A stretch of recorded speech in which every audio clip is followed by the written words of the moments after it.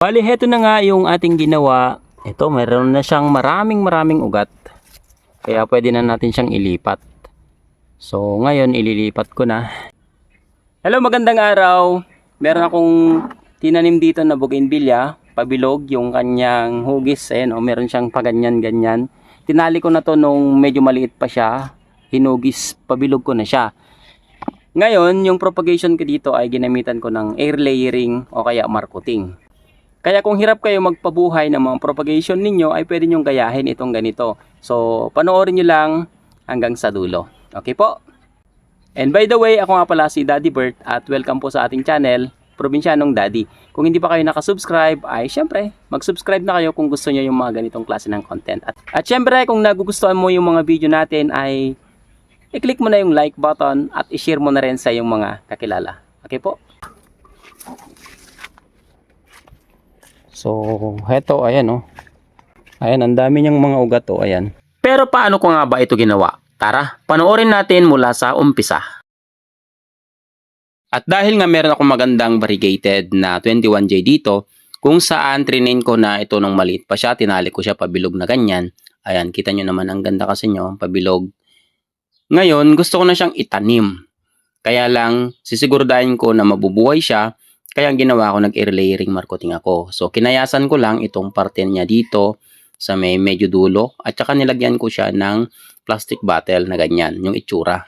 Tsaka ako ni-ready yung lupa, medyo clay yan na lupa at rooting powder.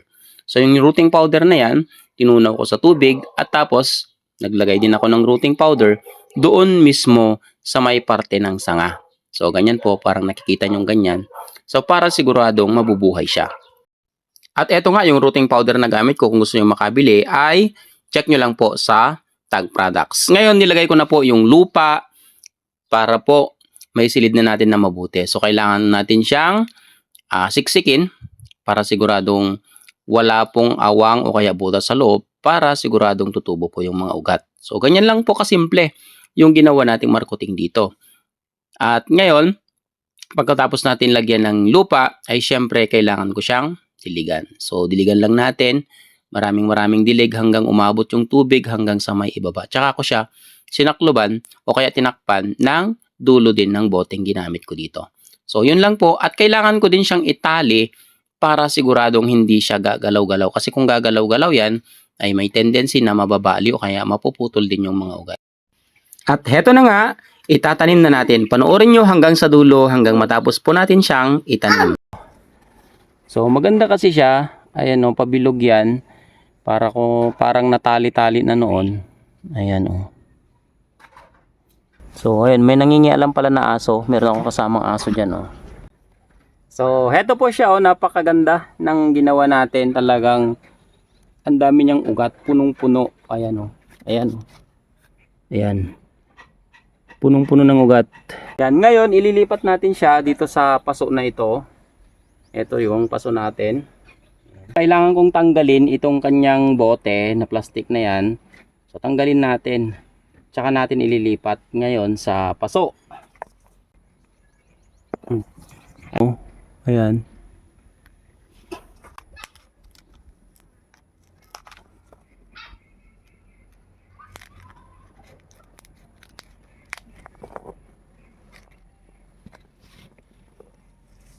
Ayun. Grabe. Grabe, ang ganda ng ugat. Ayun yung itsura ng ugat nyo. Boteng-bote talaga Yan, lagyan natin ng lupa. Medyo mabuhangin yung nasa loob. Yan, yung pinaka bottom na lupa, medyo mabuhangin siya. Yan. Tapos lagyan natin ng mga loam soil.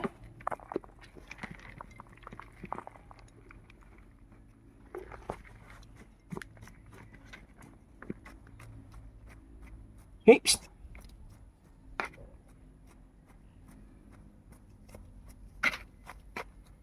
yan, medyo tumigas na kasi itong lupa natin dito.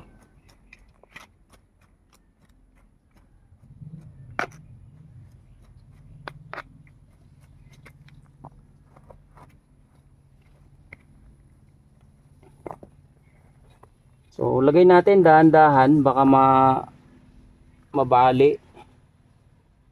Matanggal pa yung mga ugat na tumubo.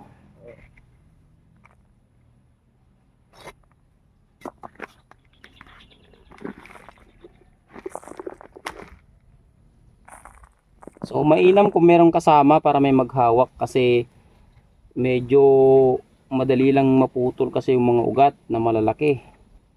Hindi pa siya yung ugat talaga na matibay. Ito, lagyan ko ng stick muna para tatayo siya.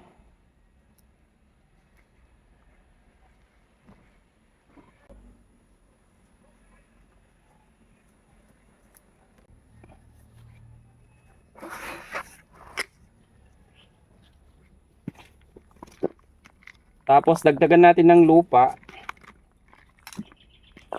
Ayan. Didiinan ko ng konti. So kailangan pa niya ng isang tali.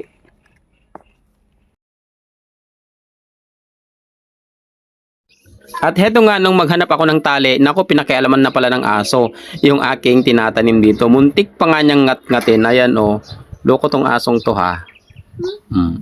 Ginagawa mo dyan. Hey!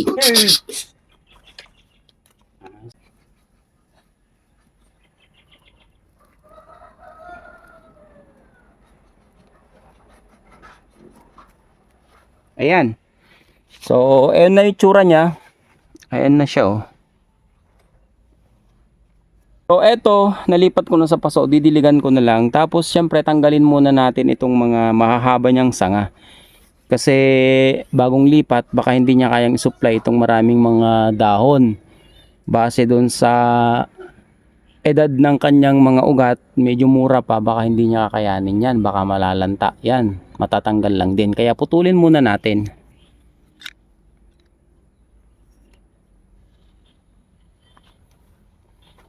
So anyway, ang pinaka-importante naman dito ay itong pabilog niya. Kaya puputulin ko lang muna to. Ayan, panibago naman, madadami pa yan.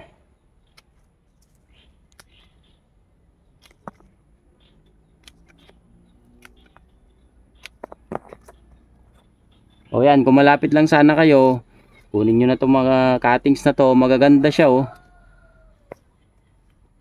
Ayan. At heto na po yung ating pinatubong bougainvillea. Medyo hindi maayos yung video natin kasi wala tayong taga-video, wala si Mrs. May business trip kaya ako lang. So anyway, kailangan ko na kasi itong ilipat. Ayan, so ganito yung itsura ng output natin. Didiligan lang natin siya.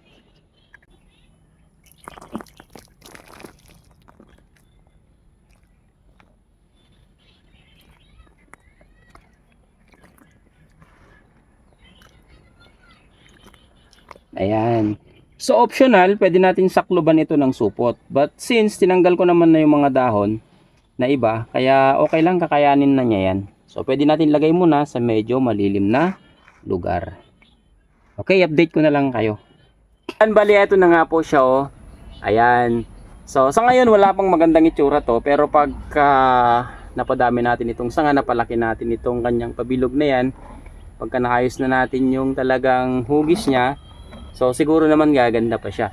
So ganun lang po, napakadaling paraan kung gusto nyong mag-propagate ng mga bougainvillea, especially meron kayong mga rare na bougainvillea, gusto nyo ng sure na mabubuhay, pwede po ninyong gawin yung ginawa ko. Gamit lang kayo ng mga plastic bottles, and then gamitan nyo ng rooting powder. Kung saan yung ginamit ko, pwede yon. Pwede rin kung meron kayong ibang rooting powder o kaya rooting hormone, pwede po. So gawin nyo lang yon. Ayan o, napakadali.